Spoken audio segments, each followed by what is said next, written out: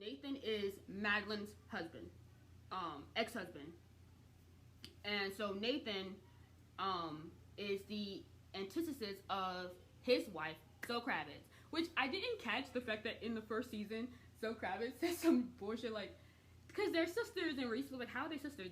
And like their kids weren't sisters. That was really funny. But it just didn't make sense, y'all. It just didn't make sense. Like the whole storyline.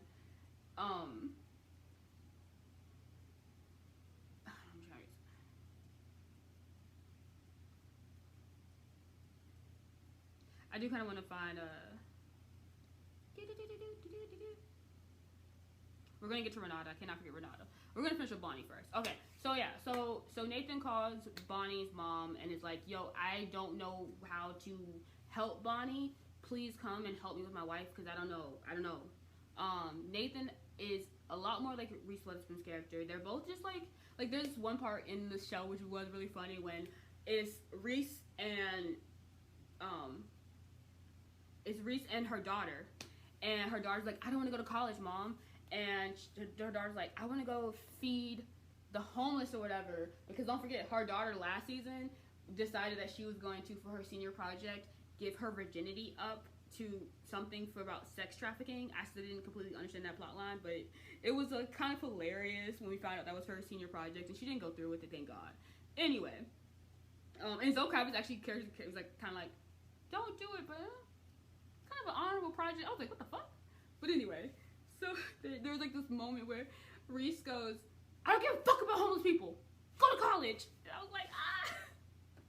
But it was like one of those honest storylines that was a good plot line to fill in the fact that like part of Reese's character and the breakdown of Madeline, or however you want to say it, is the fact that she does feel like a little bit like of a loser because she never went to school or whatever. So she, in a way, she's trying to project her like internally perceived failures and shortcomings onto her daughter and try to, like make her daughter be and go through what she didn't have. Like, I don't know if you've ever seen like My Life and Kids. Like, there's an episode like when Claire's going to the prom and the mom never went to the prom, and it was like hilarious because there's like, this is a physical representation of what I'm talking about. She like kind of tried to move Claire's head down a little bit, and then she like kind of like, they're in the dressing room and she kind of like tried to stand and like see, oh, this is how the dress look on my body because I had your body when I was your age and stuff. So that's kind of like what Madeline's going through or whatever. But it was also another just like really honest moment and gave us more in depth about Madeline's character and why she acts the way she acts.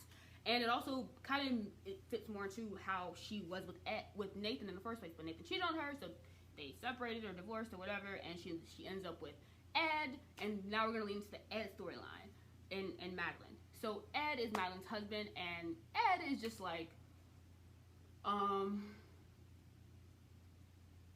interesting, but they don't seem like they fit together. And they also do have some really honest moments, and when I find those quotes, I'm gonna just read them because instead of summing it up, I really like to remember exactly what they said, but I don't feel like IMDb sometimes takes a really long time to put up like the quotes, like the good quotes from the show. I should do that. I think you can get a backlink if I add quotes to it. Kind of like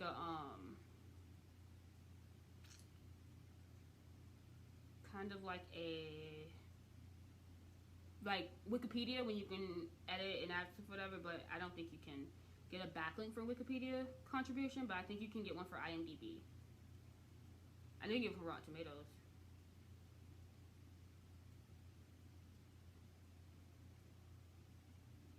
Aw, I wish somebody would have like quoted some of those conversations. Big Little Lies Ed quotes. That's probably what I'm looking for.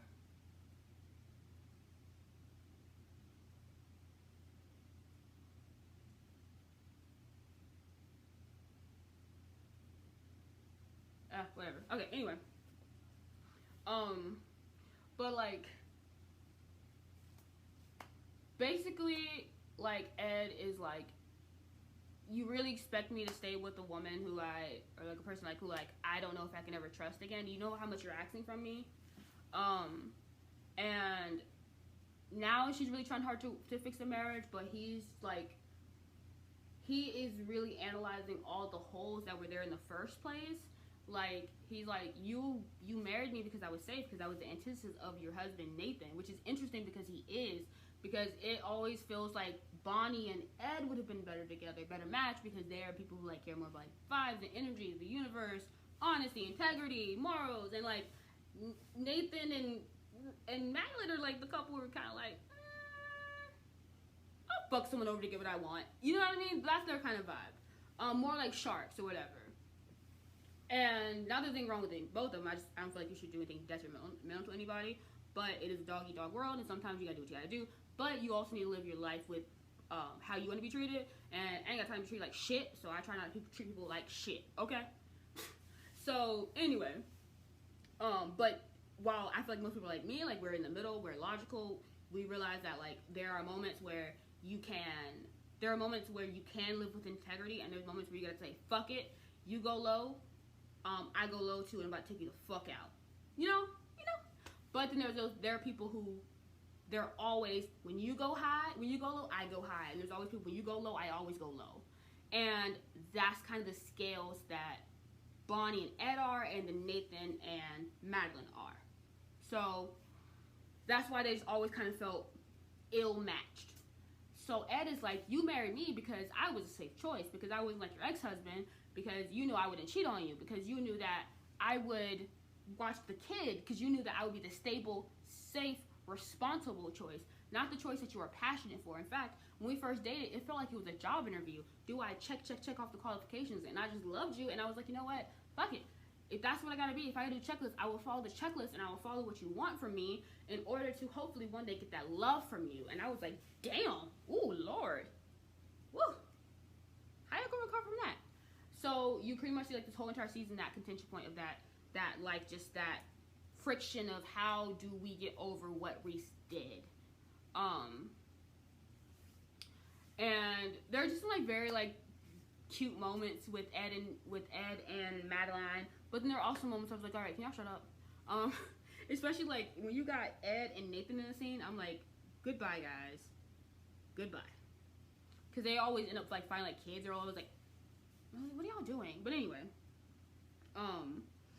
but yeah, like Madeline like even was like, can you please go with me to this like couples retreat in the woods? And I like, it is just so hilarious, because like I said this in my other video or whatever, but I really can see this scene being me and my husband, like me being like, Jay, let's go to this like couples retreat in the woods or whatever, and then him being like, sure, I guess. And then we get there, like it's also not my thing either, because like when they got there, like they're like, let's walk around in a circle and all hug each other, and me, I know me and Jay would have been looking at each other like, you know, you go to a restaurant, you don't realize how expensive it is because they don't put the menu nowhere. Till you get the menu, you see that bitch is like $50 like for an appetizer, and you gotta look at each other and be like, and like he know, you know, it's time to go. Oh, I just have water. Oh, hey, something happened. You gotta walk out. Don't order no food. I ain't talking about dining and dashing. I'm talking about I ain't even dining. I'm just dashing. So you don't need to call me for nothing. I ain't eat nothing. I ain't drink nothing. Shit. I ain't even touch the fork, because touching the fork may cost $10. Like that kind of look. But they just had like a really honest moment about like how like that was not their element or whatever and stuff like that. So I just thought it was really cute and interesting. And I also thought they did have some like very just like honest and brutal and vulnerable lines and scenes. So let me tell you how Madeline and Ed ended everything, I guess, for the show, because the show is done. Okay. So also for some reason, so the wife of the homeboy that Reese Witherspoon fucked in the first season, she now has big tatas, and she runs into Ed in the supermarket, and he's like, you look nice, and she got a shirt with like a Chantel from 90 Day Fiancé shirt, all the boob bitches out, and she's like, yeah, I got my nose done, and he's like, oh yeah, nose, yeah, no, not no big ass titties, and she's like, and my boobs, and he's like, oh, and she's like, yeah, I know you saw that. And she has like this flirtful banter with him, and then you can tell Ed's completely confused, and they just like separate or whatever. Okay, cool. So then like 3 episodes later, she randomly pops up. Mind you, there's like 7 episodes in this bitch. So I'm like, okay, cool. Episode before last, she pops up in a bar and is like, I have a masturbation diary. And says all this stuff that I guess is supposed to be sexy, but really to me felt like April Jones when she was like, the game, fuck this pussy. And I'm just like, okay. I know you think you're being completely sexy, but to me, you're being kind of creepy. Anywho, and then we see in the background, her husband is looking at both of them, and they both look at her husband. And so, and honestly, I thought he died in the first season, but I guess he didn't. He didn't. I don't know why I thought he died. I thought he died in that car accident with Reese, but whatever.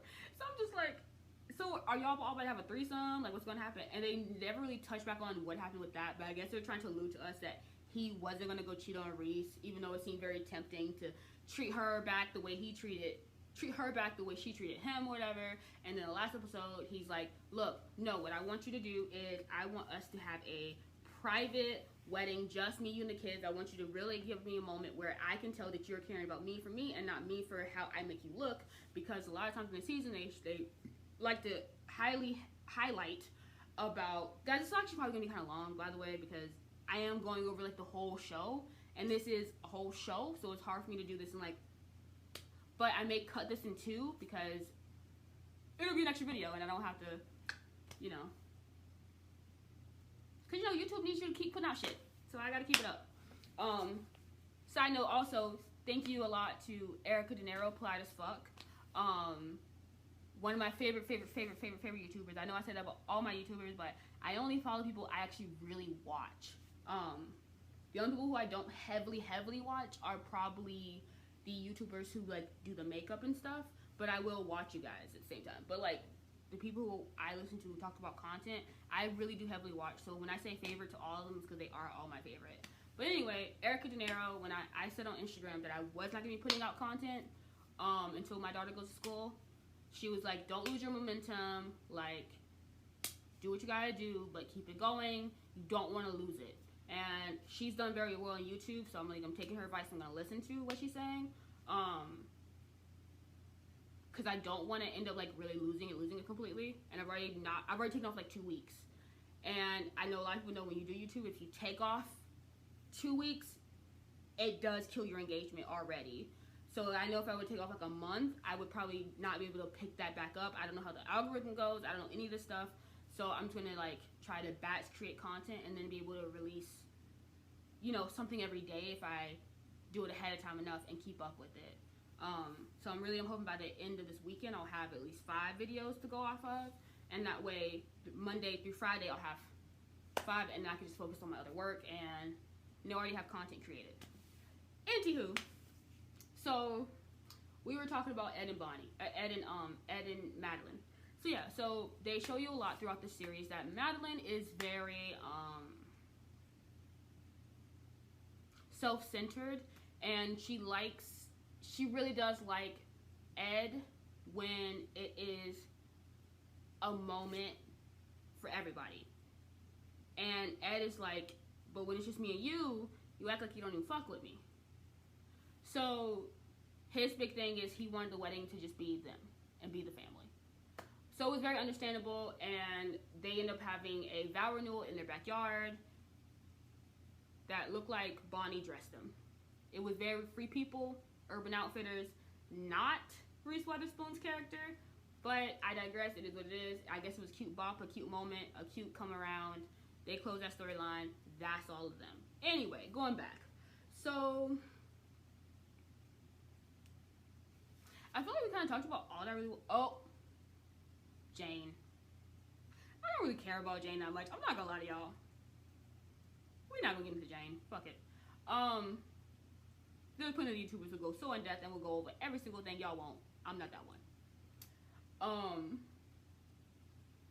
So yeah. So the whole entire series ends. Well, allegedly, because allegedly it may be a season 3, and I don't know if I'm gonna watch it. But they're in court. For a while, it seemed like Mary Louise was whooping that ass, was about to get these kids. there's this weird storyline that gets added into it with all of a sudden Celeste is like getting drunk and taking like Xanax type pills or whatever, and not Ambien, I think, or Xanax. Ambien over the counter? I don't remember. Anyway, regardless, taking pills that will kind of fuck up her psyche. And since they're fucking up her psyche, she's really not being as aware as she should be, I guess, or whatever. And all of a sudden, they kind of throw into the plot line that she is... Basically, in a way, they throw into the plot line that she is screwing guys and having very, like, rough sex with them. And in a way, trying to pinpoint that this is a transference of issues of whatever she had with Perry. Oh, wait. We do have something really big to talk about. Okay. So, I will say that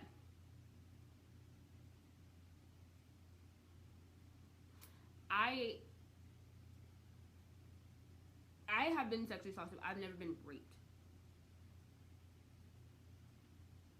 So even for someone who is not a rape survivor or whatever, out of all the content I watched, I felt very triggered by a lot of the scenes. There are a lot of lines that Mary Louise said that, while I do believe, yes, are very understandable and yes, would probably happen in real life. Because don't forget, guys, you are asking this lady to believe from a son that she probably never even heard raise his voice. Don't forget, Perry is a very good we've been talking for a while. But that's okay, because we're gonna have some content. Yeah. But don't forget, guys, Perry was a very good actor. Like, nobody knew Nicole Kidman her character, Celeste, was going through this. He was so charming, charismatic, good with the kids. Like, nobody would know. He was, like, literally, like, MMA fighting with his homegirl in the house. Like, you know what I'm saying? Like, nobody knew this shit. He barely raised his voice and stuff when he lost the moments and he forgot what he was doing. Like, he was very good at keeping what he was doing under wraps. And he knew that Celeste cared so much about her image that she would never want people to know. So he knew he could kind of, like, push her to the brink of death or possibly kill her, and she would probably never tell on him.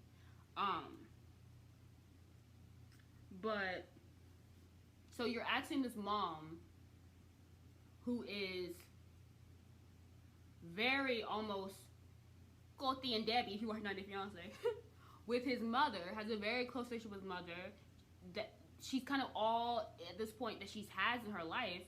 You're expecting her to believe that he not only has brutally attacked and beaten his wife for who knows how long, but you're also expecting her to believe and completely take in the fact that he also raped someone and has a kid, which is proven, and we all know that Ziggy is, so we do know that had to be something. But so what I'm saying all that to say, like, so then when you add that into somebody who is ready to get some vengeance and is trying to get the truth, she says some lines that kind of like, oof. Like, she straight up said to Jane and Celeste, she was like, do you guys really think my son raped you, Jane? Do you really think so? Or do you think that because you, Celeste, like to have rough sex, because remember they would have sex after he would beat her? Because you like to have rough sex and you let him down that path, that Jane misread rough sex as rape. And I felt very uncomfortable with that because, first of all, I feel like you are mixing two things that don't go together. Two consenting adults can decide to have whatever kind of sex they want in whatever kind of manner they want if it's consenting. And I think mixing those two lines can be very blurry and almost shaming. Like, actually very shaming. So Celeste still wanting to have rough sex is her sexual preference. That has nothing to do with, one, Perry, and they showed the scene where she's saying no, stop, like, so it is a completely different parallel to have Perry rape somebody and also brutally beat somebody to the brink of death multiple times, compared to now Celeste likes to have rough sex with other men. And Celeste alluded to the fact that she's always liked to have rougher sex. So I was like, I'm not really feeling this. But like Mary Louise's character gives no fucks and like says some lines. And I do feel like, from the vibe I got from the female director, that she probably did have some correction included in that. Because, like, I have no problem with certain characters have to say certain things. You know what I'm saying? So, for me, as long as there is the appropriate correction also included in that scene. Like, right, like, if white person were to say the N word, say nigga, whatever. I'm not monetized, so I don't really care. Were to say, like, nigga, whatever. And were to say that in movie or whatever, and it's a white character, at this point, because I know I'm not going to get into like early 2000s, the semantics of that, none of that, but like 2019, if it was a scene, a white person said nigga, I'm okay with that character saying the word, as long as I can see some correction to that. Like, it has to be it can't just be a character who's like just nigga, it can't be like that. Like, no, that you're just writing that in, it's pointless. But if it's a moment of correction, I'm okay with it. And in a TV show like this, it's a drama. You guys have room for correction. So I just feel like more of the scenes that were shot, because I heard they were shot, should have been included of the correction. Because I heard a lot of people did say that I did hear a lot of rape victims or rape survivors say that they were very triggered and very uncomfortable by a lot of the scenes from Mary Louise. In fact, I do think HBO has included a warning on some of the shows. And they don't even show any, which actually blew my mind, because you didn't put a warning for the first. Okay, we're not even gonna call that. So if you're only watching my reviews and you're gonna get ready to watch a show or whatever, I definitely, if you have any experience with that, I definitely suggest that you watch it when you're in a good frame of mind. And that's it. So anyway. We gotta get to the last part. I saved the best and the only redeeming part, even though it didn't make no sense. Renata. Give Laura Dunn the Emmy right now. Please. So, Renata was not a main character in the first season, which is why I think for a lot of people they weren't really able to bunk with her like that. But she still had a lot of good moments. She's like, will you leave me alone? Laura Dunn is very good at white women screaming. Very good at it. Very good at it. If she needs to put on her resume, say, I'm that bitch who can white woman scream. You guys know she in Jurassic Park too? Yeah, interesting. Anyway. So, second season, this is where they tie back in a lot, because the detective wants to find out what's really going on. So she pretty much has the FBI arrest Gordon for tax or whatever, because they dug into his stuff and they found, oh, we got something on him. So Gordon, Renata's husband, gets arrested, and now they have to file bankruptcy in order to avoid going to jail. Him going to jail. So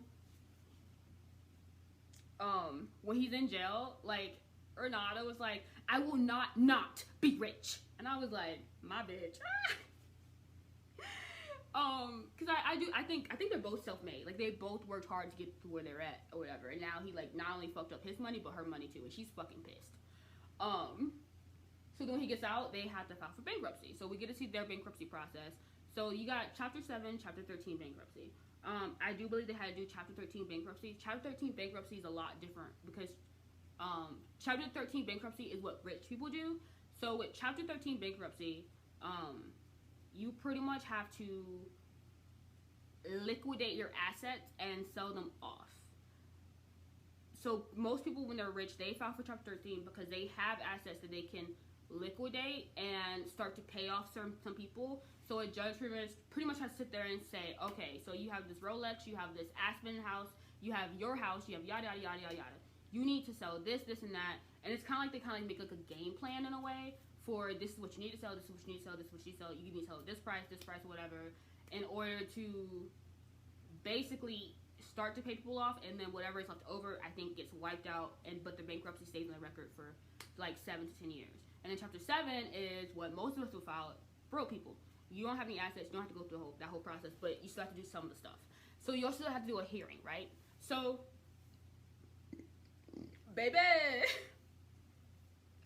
you get a scene before the hearing starts, right? Actually, let's go to the judge first. So first of all, you can tell this judge is like tired of all the rich people in this area.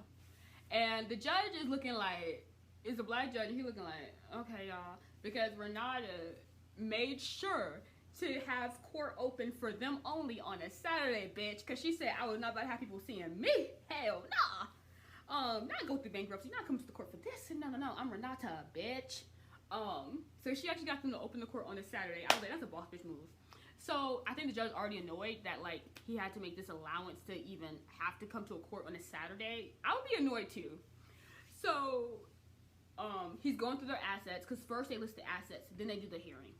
And the hearing is they put a little ad in the newspaper or whatever, and they tell, hey, anybody who they owe or whatever, like, they come to the courthouse and they pretty much like stand up because that's like, they owe me yada yada for yada yada or whatever, and they go through that process or whatever, so people get their money. So the judge is like, bro, that Rolex, I don't see it on the list. He's like, it's not, give it to me. Like, damn.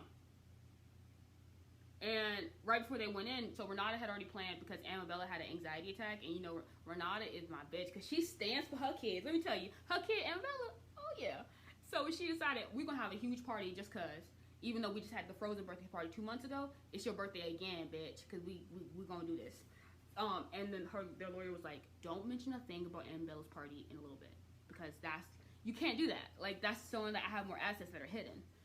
Which is why a lot of people can't stand when rich people file for bankruptcy, because they know that they have extra assets that they're hiding away from the government. But anyway, so the judge say, your wedding ring's not listed. And Renata was uncomfortable. Renata's like, I've been trying to keep my mouth shut this whole time. I've been trying to do this hearing, go the fuck home. Do this hearing, go the fuck home. I want to celebrate my daughter. I want to celebrate my daughter. I want to celebrate my daughter. So the judge like, give me the wedding ring. She has to turn over her wedding ring. Then the judge says, what did you drive here in? I was like, oh Lord. He was like, the Rolex. He was like, So they going home in like an Uber or something, in the back seat, squeezed up. Renata is pissed the fuck off.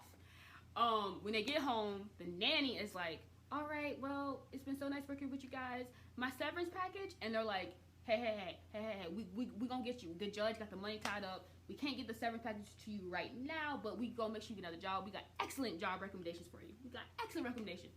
And she's just kind of like, oh, okay, but you know she want her money. So she shows up at the hearing, right? So the hearing like is going fine, whatever. All of a sudden, this nanny stand up, and they're like, hey, what you doing here? And she's like, they owe me $160,000. They're like, what? For what? And she's like, I don't want to say exactly. And the judge like, you have to, because the nannies are kind of foreign, I think. And they're like, you have to tell us what it's for. Like, what do they owe you $160,000 for? Damn. She's like, Mr. Gordon had me do stress management. Oh Lord. This girl wants $160,000 for fucking Gordon. I said no. So on the ride home, he's trying to talk. Laura Dunn is like, shut your fucking stupid mouth. Shut your fucking twerp mouth. This bitch stuffed shit into his mouth. And then he keeps trying to talk, and she's like, get out. He's like, what? She's like, get out. He's like, what? Get out. He gets out, and she's like, can't the woman just have a fucking moment? And I'm like, Renata. After a second, to be real with y'all, the bankruptcy had nothing to do with the plotline. Like, it tied in because it was the detective who triggered the bankruptcy. But after that, the bankruptcy had nothing to do with it. Renata wasn't really connected. Renata wasn't one of the girls. It was only Celeste, Jane, Madeline. Now it's Bonnie and Renata to the girls. Which I'm not mad, because I wanted somewhere Renata and I wanted somewhere Bonnie. But at the same time, I was like, okay, whatever. So Renata had that iconic moment, and I really do think she's like trying to kick all the bitches down for the Emmy, even Meryl Streep. She came for all that ass, and I think Renata's gonna be an iconic character, lives on forever and ever. And like Renata is a part of me. Renata is in me. I am part of Renata.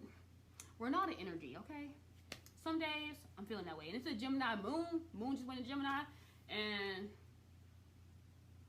I need to make some money, so I may have to give my Renata like zone. Poke some bitches up. Let's get this shit going. Anyway, so